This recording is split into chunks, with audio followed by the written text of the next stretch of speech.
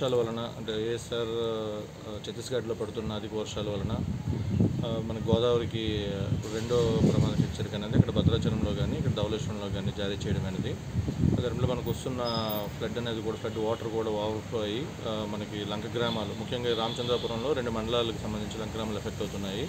అందులో కపిలేశ్వరపురంలో మనకి కొత్తపేట వైపు ఉన్న 5 లంక గ్రామాలు, అలానే ఇక్కడ షేర్లంక, కేగంగవరంలో షేర్లంక, అలాగే కోటిపల్లి దగ్గర ఉన్న ఫిషర్మెన్ దాంట్లో కూడా వాటర్ వచ్చే అవకాశం ఉంది. ప్రస్తుతం మనం ఇరిగేషన్ వాళ్ళ డేటాను చూసుకుంటే మనకి అక్కడ భద్రాచలం దగ్గర ఇప్పుడు ఫాలింగ్ అనేది జరిగింది, కానీ మనం 24 అవర్స్ వరకు మనకి రైజింగ్ అనేది ఉంటుంది. సో తదనుగుణంగా మనము తహసీల్దార్స్కి కానీ మిగతా లైన్ డిపార్ట్మెంట్స్ అన్ని కూడా అలర్ట్ చేయడం అనేది. నిన్న మనకి అక్కడ కేదార్లంకలో లో వోల్టేజ్ ఇష్యూ ఉంటే దాన్ని కూడా ట్రాన్స్ఫార్మర్ పెట్టి సరి చేయడం అనేది. అలాగే ఇప్పుడు లంక గ్రామాల్లో మనకి ముఖ్యంగా ఈ పశువులు ఉండిపోవడం అనేది జరిగింది. దానికి సంబంధించి మనం అన్నీ కూడా ఇప్పుడు బోట్స్ని అక్కడ వాళ్ళు నారాయణ లంక ప్రజలు అడగడంతో అక్కడ బోట్ మనం సప్లై చేశాము. అలాగే ఇక్కడ కోటకు సంబంధించి కూడా వాళ్ళు బోట్స్ అడిగితే బోట్స్ ప్రొవైడ్ చేసి అక్కడ ఉన్న ఏవైతే మన గొర్రెలు ఉన్నాయో అవన్నీ షిఫ్ట్ చేయడం జరిగింది.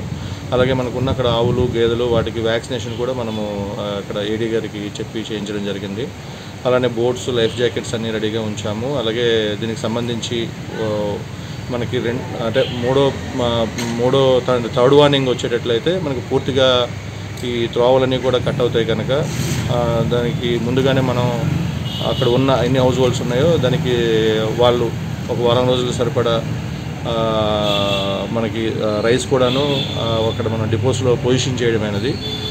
రౌండ్ ది క్లాక్ డ్యూటీస్ని కూడాను అక్కడ సచివాలయం సిబ్బందిని కానీ అలాగే ఒక పోలీస్ని అలానే మెడికల్ క్యాంపు కూడా ఎందుకంటే ఇప్పుడు ఈ వరదల్లో మనకి పాములు గట్రా వచ్చే అవకాశం ఉంటుంది కనుక దానికి సంబంధించి పాలివెనమ్ డ్రగ్స్తోని మెడికల్ క్యాంప్ కూడా ఏర్పాటు చేయడం అనేది.